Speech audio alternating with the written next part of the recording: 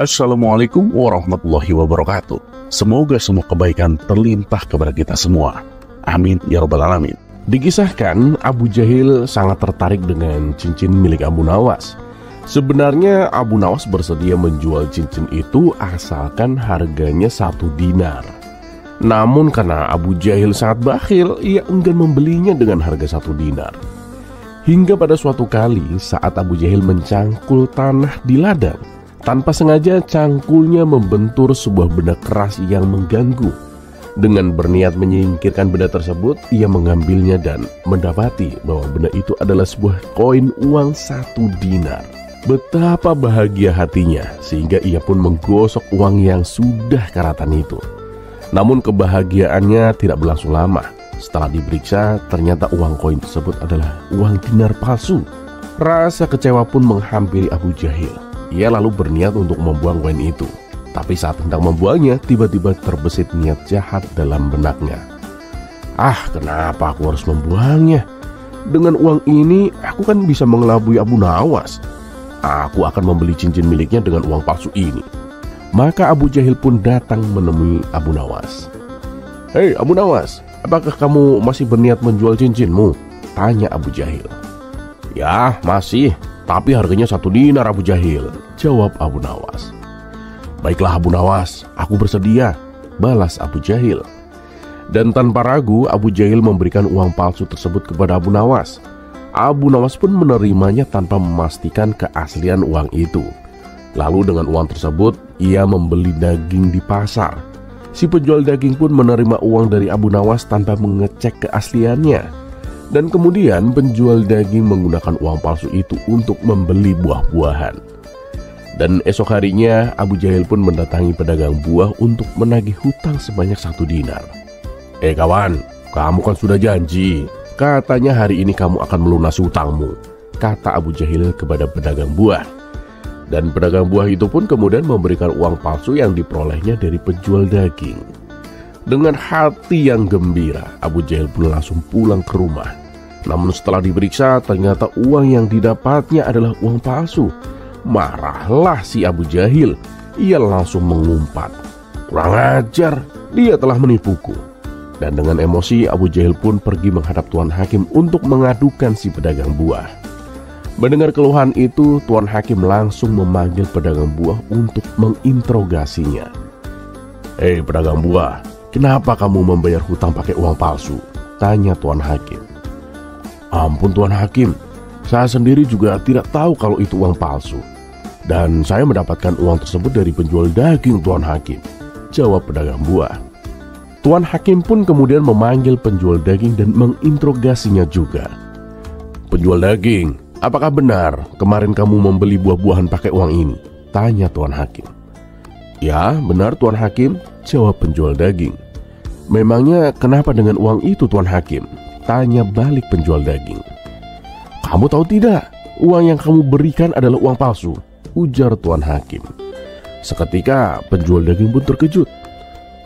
"Maaf Tuan Hakim, saya benar-benar tidak tahu Tuan. Saya memperoleh uang itu dari Abu Nawas," balasnya. Tuan Hakim pun segera memerintahkan beberapa pengawalnya untuk menjemput Abu Nawas.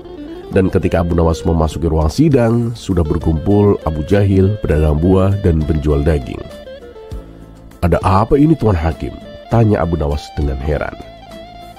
"Begini Abu Nawas, apa betul kemarin kamu membeli daging pakai uang dinar ini?" tanya Tuan Hakim. Sejenak Abu Nawas mengamati uang itu. "Sepertinya ya, saya membeli daging pakai uang itu Tuan Hakim." "Memangnya kenapa dengan uang itu Tuan Hakim?" tanya Abu Nawas. "Kenapa kamu membeli daging pakai uang palsu Abu Nawas?" tanya Tuan Hakim kembali. Abu Nawas pun langsung kaget. "Waduh, saya benar-benar tidak tahu kalau uang itu palsu Tuan Hakim. Karena saya mendapatkannya dari Abu Jahil. Dia membeli cincinku menggunakan uang itu Tuan Hakim," jawab Abu Nawas. Tuan Hakim pun bingung dengan jawaban tersebut. "Benarkah itu Abu Jahil?" tanya Tuan Hakim. Benar Tuan, aku menemukan uang itu saat mencangkul di ladang," jawab Abu Jahil dengan gemetaran. "Kamu ini telah menipu orang tapi malah menuduh orang lain menipumu. "Masalah ini sebenarnya bersumber dari kamu sendiri, Abu Jahil," ujar Tuan Hakim. "Karena kamu telah membuat kegaduhan, maka kamu didenda 10 dinar atau harus menjalani kurungan penjara selama 10 bulan. Keputusan Tuan Hakim pun dijatuhkan. Dengan berat hati, Abu Jahil pun harus membayar denda tersebut. Dan sebelum mereka membubarkan diri, Abu Nawas memberikan nasihat kepada Abu Jahil. "Abu Jahil, sadarlah kawan. Ada pepatah yang mengatakan, barang siapa yang menggali lubang untuk saudaranya, maka dia sendiri yang akan terjatuh di dalamnya."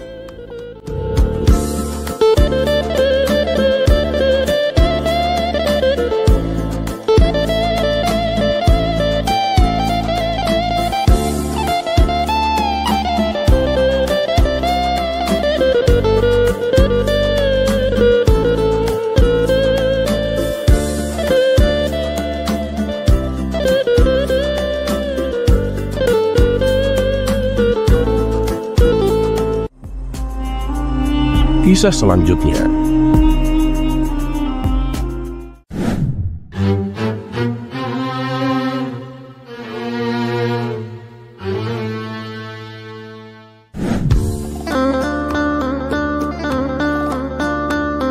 Di sebuah kampung yang ramai, suasana menjelang Ramadan terasa semarak. Orang-orang mulai membersihkan masjid, mempersiapkan bahan makanan dan menata jadwal tarawih. Namun di tengah keramaian itu, Abu Jahil justru duduk lesu di depan rumahnya, menghela nafas panjang.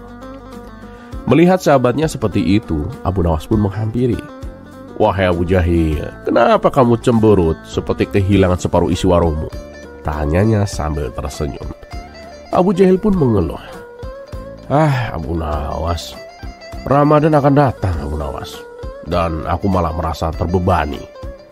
Harus puasa sebulan penuh, gak bisa makan siang, harus bangun sahur. Capek." Abu Nawas pun tertawa kecil. "Wah, kamu ini seperti anak kecil yang menangis karena disuruh sekolah. Padahal di sekolah kan banyak ilmu dan teman baru." Abu Jahil pun mengernyit. "Ilmu? Teman? Mana enaknya lapar seharian?" Abu Nawas pun memutar otak. "Baiklah, ikut aku hari ini. Aku akan tunjukkan kenapa Ramadan itu penuh dengan kebahagiaan."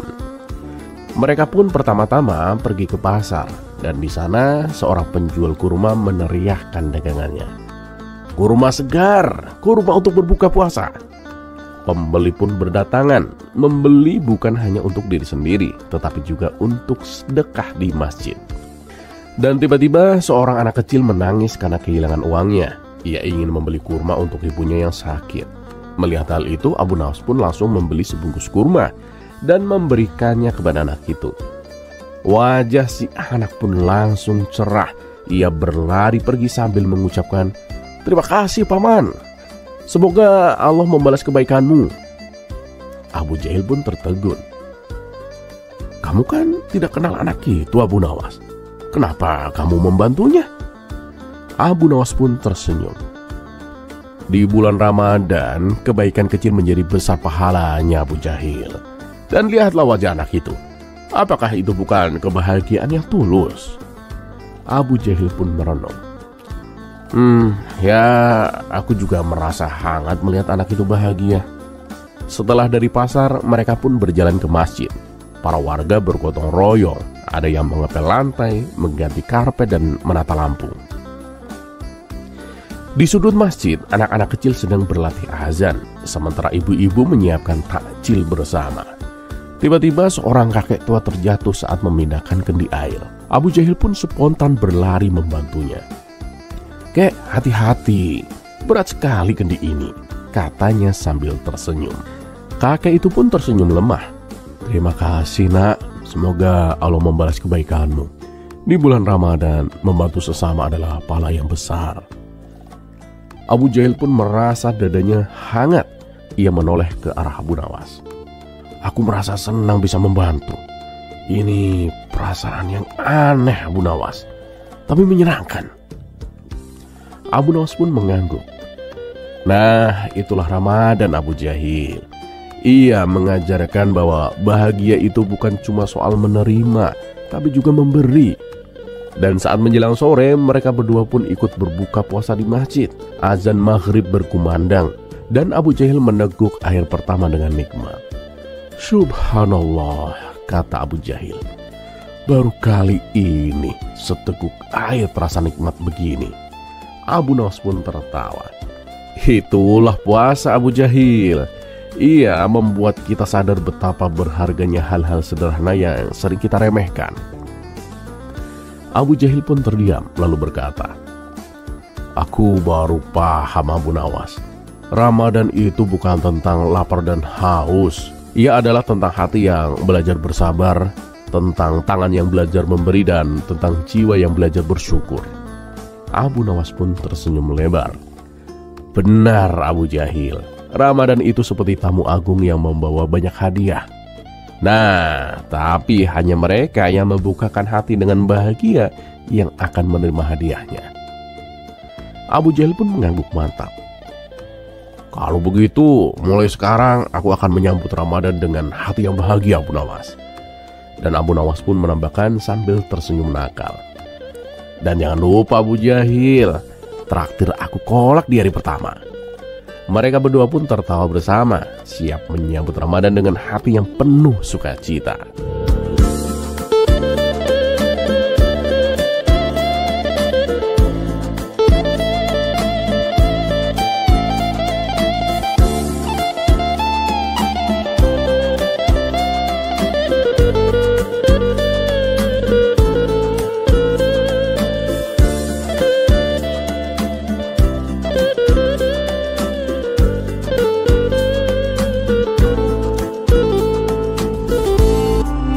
Kisah selanjutnya.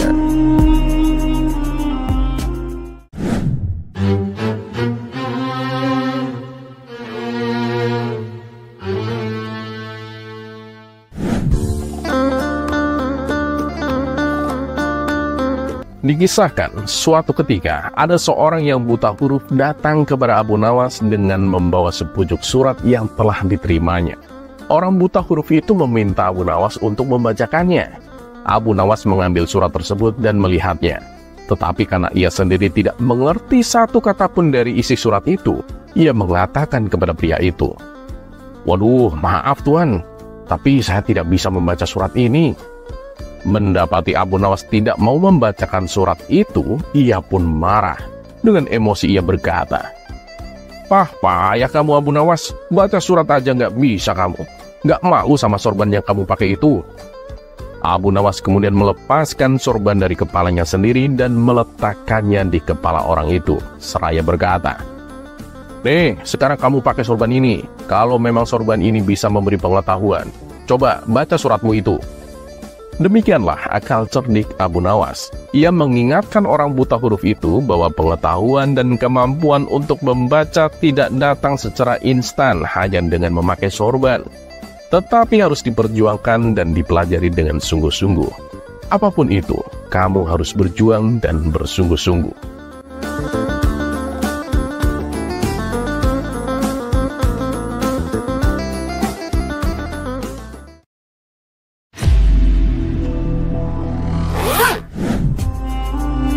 Kisah selanjutnya.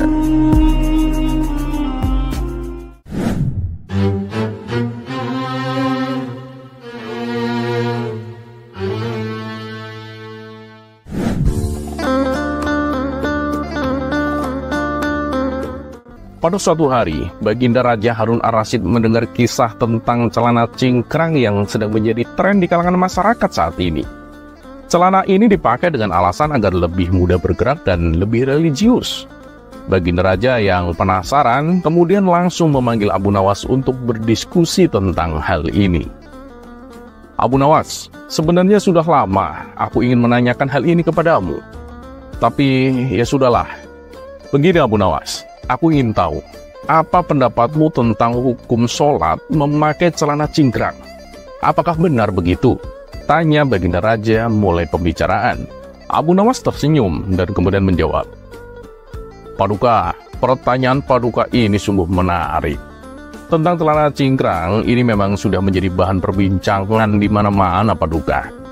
Ada yang setuju, bahkan ada juga yang menghujatnya. Ya, mereka mempunyai alasan masing-masing lah Paduka. Yang setuju mengatakan bahwa celana cingkrang ini adalah sunnah Rasul dan ada perintahnya. Salah satunya di hadis riwayat Muslim nomor 5574 yang meriwayatkan bahwa Nabi bersabda, yang artinya Allah tidak akan melihat kepada orang yang menyeret pakaiannya dalam keadaan sombong. Tapi sebagian orang juga menafsirkan, yang penting kan tidak sombong. Mau cingkrang, mau di bawah mata kaki, asal tidak sombong ya boleh-boleh saja. Jelas Abu Nawas. Nah, itu dia Abu Nawas. Ada yang mengatakan boleh, ada yang mengatakan tidak. Dan ya betul, mereka memang ada pembelaannya masing-masing. Kalau begini bagaimana dong Abu Nawas? Kita ngikut yang mana Abu Nawas? Tanya Baginda Raja. Ya, kalau menurut hemat saya sih, sah atau tidaknya sholat seseorang tidak bergantung pada panjang atau pendeknya celana Paduka. Jelas Abu Nawas. Baginda Raja pun langsung menyela. Lalu menurutmu apa yang menjadi tolak ukur sahnya sholat Abu Nawas? Abu Nawas tersenyum dan kemudian menjawab dengan bijaksana. Yang penting adalah kebersihan dan keikhlasan hati Paduka. Saya yakin kita semua sepaham tentang bagaimana mungkin Tuhan akan memperdulikan panjang pendeknya celana kita, sementara kita masih bermasalah dengan keikhlasan hati ketika kita sedang beribadah. Baginda Raja Harun Ar-Rasyid merasa puas mendengar jawaban Abu Nawas. Kalau begitu berarti sah saja dong Abu Nawas, kita memakai celana panjang menutup mata kaki ataupun memakai celana yang cingkrang? Tanya Baginda Raja kembali. Nah, ini yang Paduka harus tahu dan pahami. Kita hidup di dunia ini kan hanya sekali Paduka. Setelah mati tentu kita hanya ada dua pilihan, surga dan neraka. Semua orang tahu bahwa neraka adalah akibat dari dosa yang kita lakukan di dunia, dari kita melakukan perbuatan tercela, ataupun kita mengerjakan larangan agama, larangan Allah Rasul. Nah, kalau hemat saya tentang dosa ini, sebagai orang awam, saya tidak mau berspekulasi Paduka. Saya lebih mengikuti dan mengerjakan sesuatu yang pasti, daripada sesuatu itu yang abu-abu dan menjadi perdebatan. Apa susahnya kita memakai celana di atas mata kaki Paduka? Dan itu memang benar, tidak ada satu larangan apapun tentang memakai celana cingkrang. Dan untuk yang memakai celana di bawah mata kaki ya silakan saja, atau punya dalil alasan masing-masing. Tapi yang perlu dipahami, celana di bawah mata kaki itu kan masih menjadi perdebatan sampai saat ini. Dan bukan kita orang-orang awam yang memperdebatkan masalah itu. Para ulama di atas sana Paduka, yang ilmunya jauh, sangat jauh di atas kita yang memperdebatkan itu. Iya, kalau misalkan celana di bawah mata kaki itu benar-benar boleh dan tidak dosa. Nah, kalau misalkan ternyata yang benar adalah larangan celana di bawah mata kaki, gimana dong Paduka? Berarti kita selama ini memakai celana di bawah mata kaki itu melanggar aturan Allah dan Rasul alias berdosa. Dan apesnya nih Paduka ya, itu bisa kita ketahui nanti ketika kita sudah mati. Apakah mungkin masih ada kesempatan untuk bertobat ketika kita sudah mati Paduka? Tanya Abu Nawas. Baginda Raja terdiam mendengar penjelasan panjang dari Abu Nawas.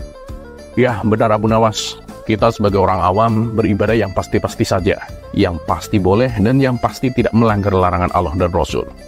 Terima kasih Abu Nawas atas pencerahanmu, ujar Baginda Raja dengan hati yang bersinar karena mendapat penjelasan dari Abu Nawas.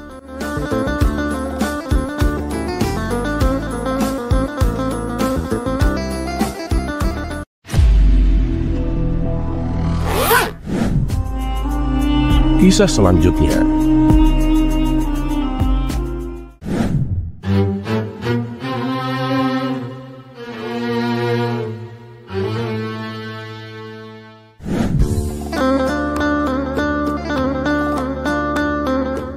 Suatu hari, Abu Nawas sedang berjalan-jalan di pasar. Seperti biasanya, ia disambut dengan kagum oleh banyak orang karena kecerdasannya. Namun, hari itu sebuah tantangan unik datang. Seorang pria bisu mendekat dan mulai menggerak-gerakkan tangan dan wajahnya dengan ekspresi marah, seolah-olah mengajak Abu Nawas untuk berdebat. Abu Nawas yang cerdik segera menyadari bahwa ia harus merespon tantangan ini. Meskipun lawannya tidak bisa berbicara, mereka berkomunikasi melalui isyarat dan gerakan. Pria bisu itu mengacungkan satu jari. Abu Nawas menjawab dengan mengacungkan dua jari. Pria bisu itu mengacungkan tiga jari.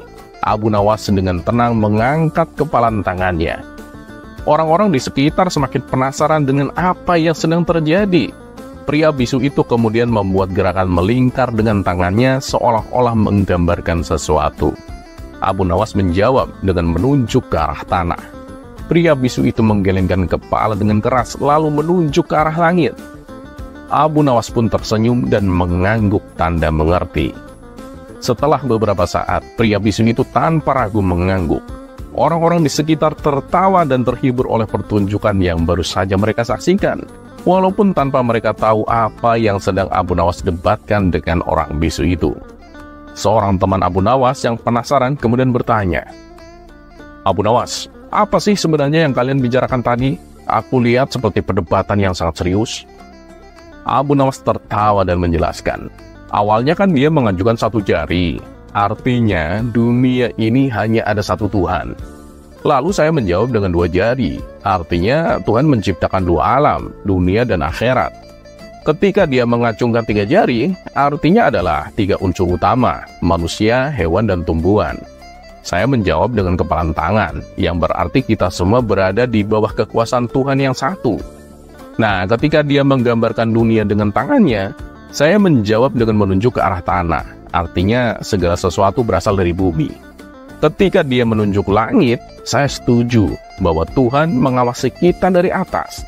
Pada akhirnya, dia menyadari bahwa kita berdua memang memiliki pemahaman yang sama, dan perdebatan pun selesai. Semua orang tertawa terbahak-bahak mengagumi kecerdikan Abu Nawas. Bahkan pria bisu yang masih di situ memberikan isyarat jempol kepada Abu Nawas sebagai tanda penghormatan. Ya, memang begitulah. Tentang kebenaran, tidak perlu kita mencari kemenangan dengan mengalahkan orang lain. Kalau memang itu benar, ya maka benarlah.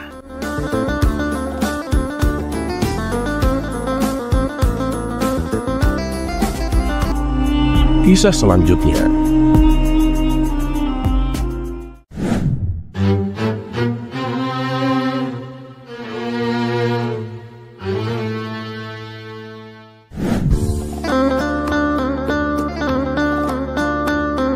Pada suatu pagi yang cerah di kota Baghdad, Abu Nawas sedang duduk santai di kedai kopi favoritnya.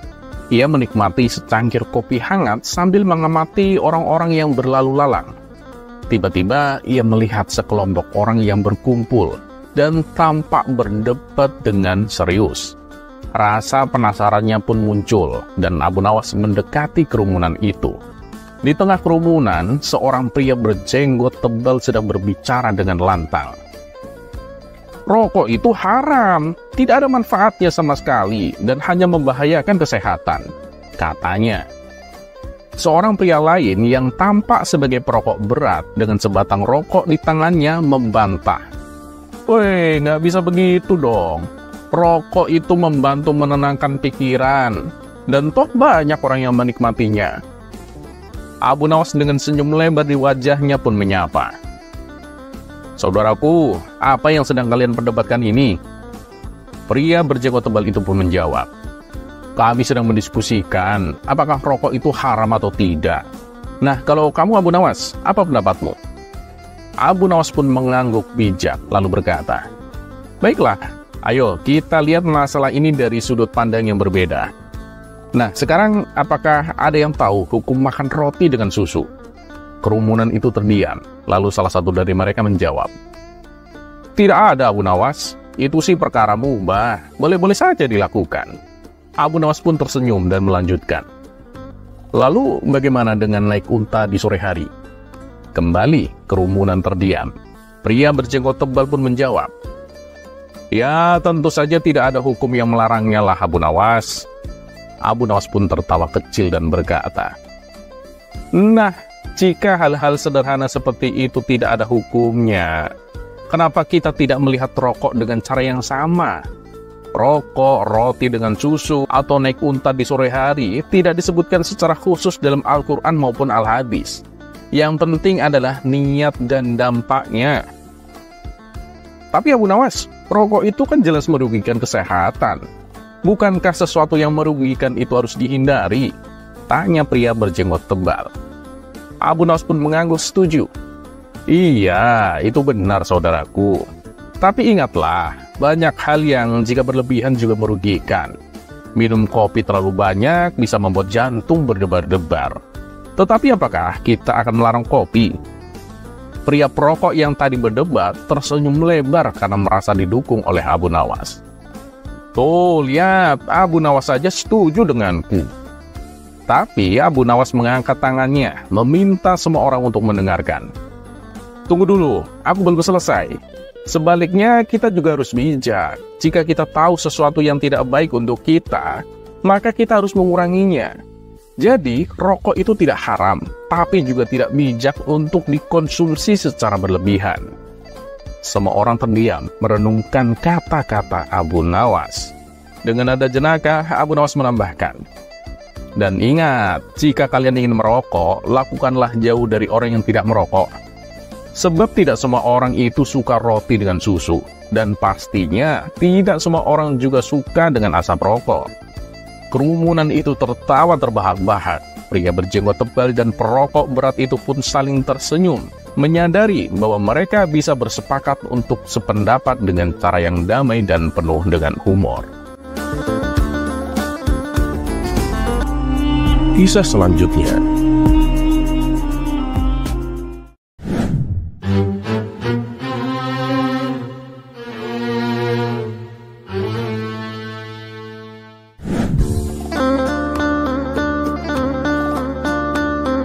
Entah karena suatu apa, hari itu Abu Nawas terobsesi ingin menjadi orang kaya. Padahal biasanya ia selalu bersyukur dengan kehidupan sederhananya. Akibat obsesinya ini, ia menjadi sangat gelisah. Terkadang ia duduk terdiam dan merenung cukup lama, seolah-olah ia berontak agar bisa lepas dari kemiskinan. Setiap hari, Abu Nawas duduk di depan rumah, berharap ada utusan Baginda Raja yang datang mengundangnya. Biasanya, jika diundang ke istana, ia akan mendapat hadiah uang karena berhasil menghibur sang raja. Namun, setelah sebulan berlalu, apa yang diharapkan tak kunjung datang.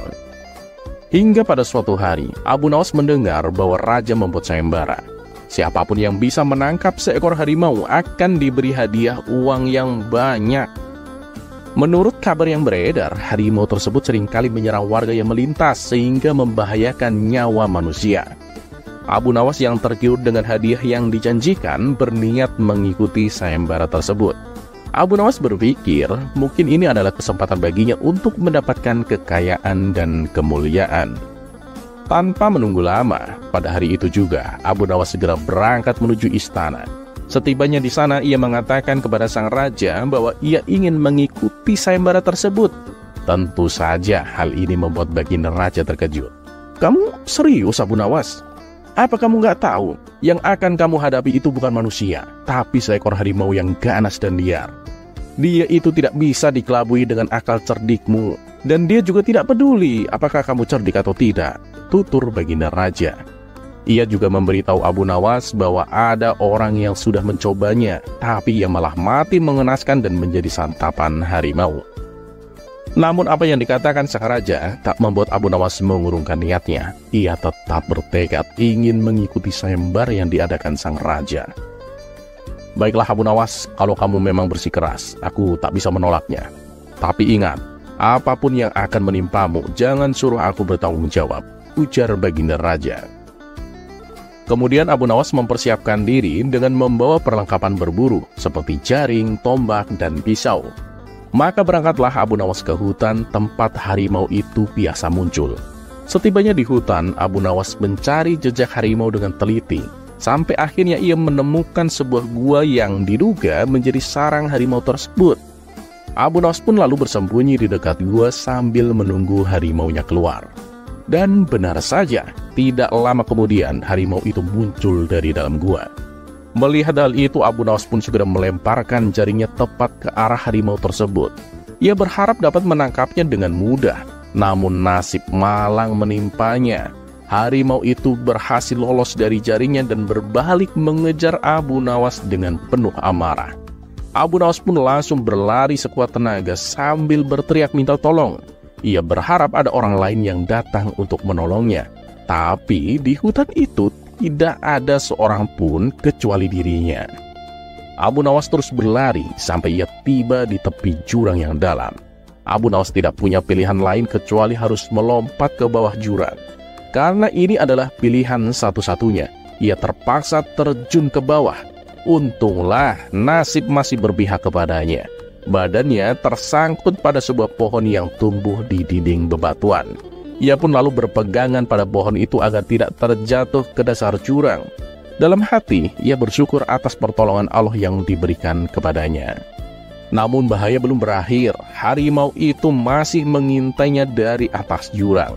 Ia mengaum dengan penuh amarah, membuat Abu Nawas sangat ketakutan. Apalagi ketika melihat harimau itu berusaha turun ke arahnya. Keadaan ini bagaikan buah si malakama. Jika ia naik ke atas jurang, ia akan diterkam harimau. Jika ia turun ke bawah, itu tidak mungkin karena jurangnya terlalu dalam dan curam. Bisa-bisa ia tewas mengenaskan dengan tubuh babak belur. Sedangkan jika ia berdiam diri, ia takut harimau tersebut bisa melompat ke bawah dan memangsanya.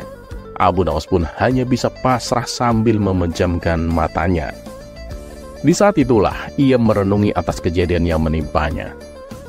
Ya Allah, Engkau memberiku ujian yang sangat berat dengan mengirimkan harimau itu kepadaku. Tapi Engkau juga menyelamatkanku dari jurang yang dalam ini. Engkau memberiku pelajaran yang sangat berharga, bahwa dunia ini hanya tipu daya dan kesia-siaan. Engkau telah mengingatkanku bahwa hadiah besar dari sang raja tidak ada artinya bila harus kehilangan nyawaku. Engkau telah menunjukkan kepadaku bahwa yang terpenting adalah bersyukur dengan apapun yang aku miliki. Terima kasih ya Allah atas segala karunia-Mu, dan aku mohon ampun atas segala kesalahanku. Aku mohon petunjuk dan pertolongan-Mu agar aku bisa keluar dari kesulitan ini. Dengan rahmat-Mu, aku mohon perlindungan-Mu ya Allah, agar selamat dari mara bahaya ini. Setelah berdoa demikian, ia pun membuka mata dengan penuh kepasrahan. Sementara harimau yang sedari tadi mencoba melompat ke arahnya tiba-tiba terpeleset dan jatuh ke dasar jurang. Harimau itu pun tewas seketika dan akhirnya Abu Nawas pun bisa selamat. Keberhasilan Abu Nawas ini disanjung oleh sang raja dan para warga. Mereka memuji keberaniannya. Dan sesuai dengan perjanjian, Baginda Raja memberinya hadiah uang dengan jumlah yang sangat banyak. Dengan hadiah yang didapatkan, Abu Nawas kini menjadi orang kaya, yang merupakan tujuan semula Abu Nawas. Namun itu sudah bukan menjadi keinginannya lagi. Hadiah yang ia dapatkan semuanya ia bagikan kepada fakir, miskin, dan anak-anak yatim. Ia lakukan itu sebagai bentuk rasa syukur atas pertolongan Allah yang membuatnya masih tetap hidup hingga saat ini.